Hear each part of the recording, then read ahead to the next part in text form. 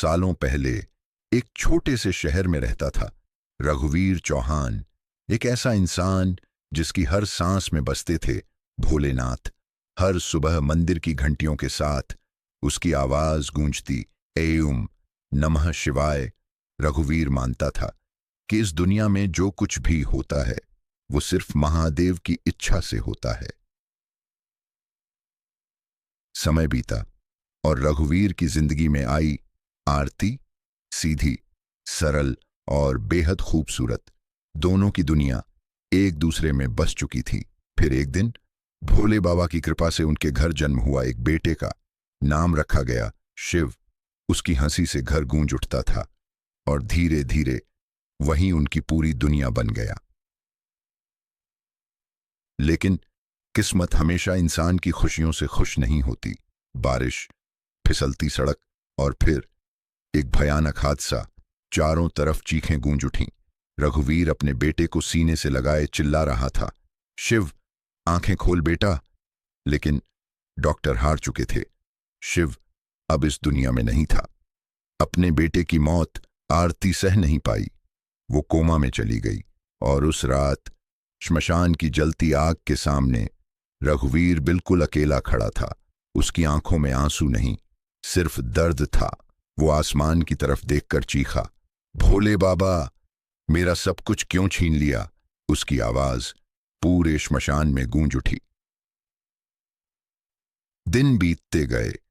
पत्नी कोमा में थी, बेटा मर चुका था और रघुवीर अंदर से खत्म हो चुका था। तभी एक रात किसी ने उसे बताया, श्मशान में एक अघोरी रहता है, ऐसा अघोरी जो मृत आत्माओं से बात कर सकता है। अघोरी ने आंखें बंद कीं और गहरे ध्यान में चला गया।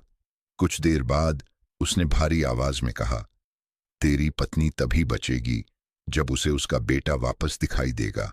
रघुवीर कांप उठा, लेकिन शिव तो मर चुका है। अघोरी मुस्कुराया, मैं उसकी आत्मा को वापस बुला सकता हूं। आरती की हालत हर दिन बिगड़ती जा रही थी। डॉक्टर उम्मीद छोड़ चुके थे और आखिरकार एक टूटे हुए इंसान की तरह रघुवीर फिर उसी अघोरी के पास पहुंचा। इस बार उसने बिना सोचे अपनी उंगली काट दी। टप टप खून जमीन पर गिरने लगा। अघोरी ने भयानक मंत्र पढ़ने शुरू किए। अचानक हवा तेज हो गई, दीपक बुझ गए, पेड़ जोर जोर से हिलने लगे और फिर अंधेरे में एक छोटे बच्चे की परछाई दिखाई दी। पा पा रघुवीर की आंखों से आंसू बह निकले। जैसे ही वो आत्मा घर में दाखिल हुई, पूरा घर अंधेरे में डूब गया।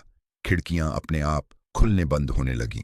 दीवारों से अजीब आवाजें आने लगीं, मानो घर में अब कोई और भी मौजूद था। उसी समय आरती की उंगलियां हिलने लगीं, फिर उसकी आंखें खुलीं। सामने शिव खड़ा था। मां अपने बेटे को देखकर रो पड़ी, लेकिन अगले ही पल उसका चेहरा डर से सफेद पड़ गया, क्योंकि उसे याद आ चुका था, शिव मर चुका है। एक रात रघुवीर की आंख खुली और फिर जो उसने देखा उससे उसकी रूह कांप उठी। शिव की आत्मा अब इंसान नहीं रही थी।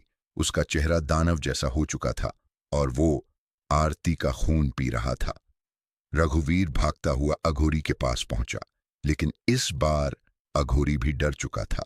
उसने कांपती आवाज में कहा, जिसे तू अपना बेटा समझ रहा है वो शिव नहीं है। उस पिशाच का नाम था राहुल यादव।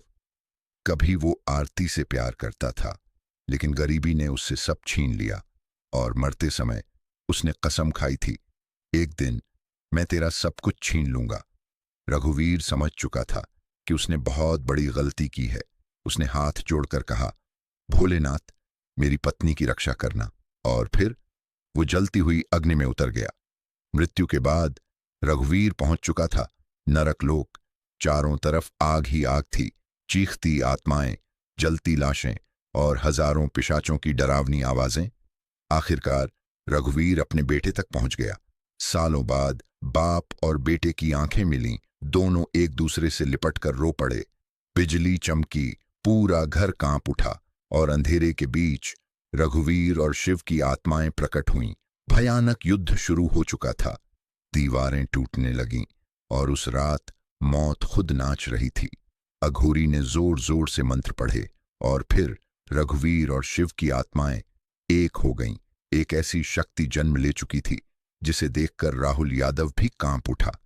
जैसे ही ताबीज राहुल यादव के सीने में धंसा, वो दर्द से चीख उठा। उसका शरीर आग में जलने लगा और अगले ही पल राहुल यादव हमेशा के लिए खत्म हो गया। अचानक सब कुछ शांत हो गया। सुबह की पहली किरण भोले बाबा की मूर्ति पर पड़ी। रघुवीर मुस्कुराया, आरती, मुझे माफ कर देना। धीरे धीरे दोनों आत्माएं गायब हो गईं, लेकिन अगली सुबह आरती की नजर एक काले मोती पर पड़ी और उसी समय घर के पीछे अंधेरे में दो लाल आंखें चमकीं।